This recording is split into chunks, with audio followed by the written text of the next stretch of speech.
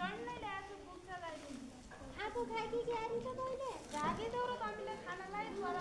मिठो खाने चाहिँ राम्रो लाउने चाहिँ स्कुल पढ्न जाने चाहिँ मलाई चाहिँ जहिले धेरै ज्यादा रोटी त्यसले खाएको कि खाएको त राख्नु खायो होला त राखा नोरी सा पानी चाहिँ राखो लुकोले लाग्नु खाना पकाउन अब खाँदै त ल आमा म गएँ अनि हो दिनियो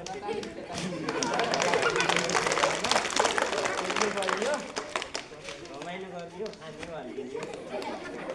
यो गरिदियो क्या लागि त बसिँदा त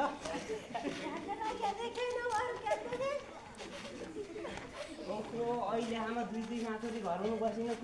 त्यो काम गऱ्यो अहिले भात पढेर घाल्ने कति अल्छी आइमा यसले यो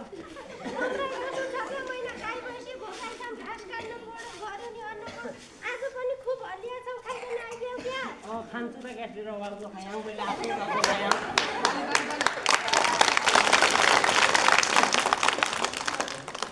गाई बुझीलाई घाँस आज गोटिहाले त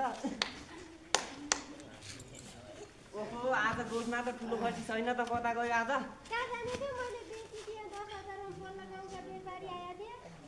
ओहो के भन्ने यो मेरो अनुमति बिना त खसी बेच्ने भयो कि खुब त्यसरी के आवश्यक भएर बेची तैँले खुब खोइएटाले पैसा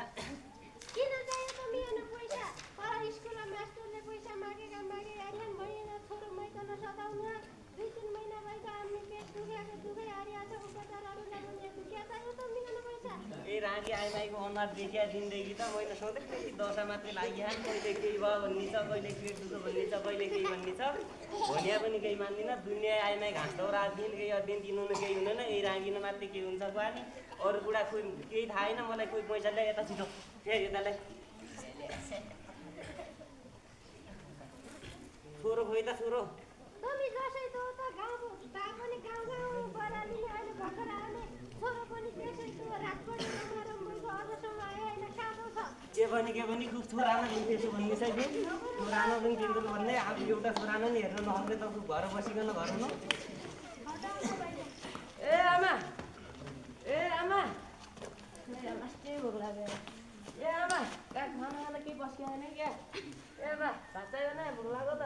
केही थाहा पाउनमा त्यति आमा र दिदी बहिनी पनि उता पर झगडा पारिन् त मै पर पाइकिन् भनिया पनि एक मान्दिनन् अब त्यो पनि सुकिन् खाना केही बनाइ छैनन् ए रागा बट्टा भएर अझ झगडा पार्न छोडिएन रागा बट्टा बट्टी झन् अघि त साथी भन्न चाहिँ उतै बसिजाऊ भन्न चाहिँ त्यहीँ बस्छ हुँदो रहेछ यहाँ पर खाना पर पकाएन भनिन झन् आएको झन् त्यही म पर खाना हाल्यो भने पर त्यही पर खाना बनाएन भन्नु हौ म गएँ पर त्यही साथीहरू क्यार्ने त अब त भनिया तिनीहरू पनि भनिया मानिनन् उल्टा कुरा दिन म त झगडा मात्रै अध्ययन अब खाना अब 2 बजेर आज यसै सुताउँ भोलि अब फेरि जोइ ल्याइकन अब त्यहीँ फेरि जोइले खाना बनाले 2 बजेर मस्तले खाउँदा 2 बजेर फेरि जोइ ल्याएपछि अब त्यसलाई केही सोचौँ अब म गएँ मैले साथीहरू अहिले त्यही घर आएर खान्छु भनिया पनि मान्न आयो मेरो भनिया जो पनि आफ्नो तालमा हट्टा लागे जो जाएको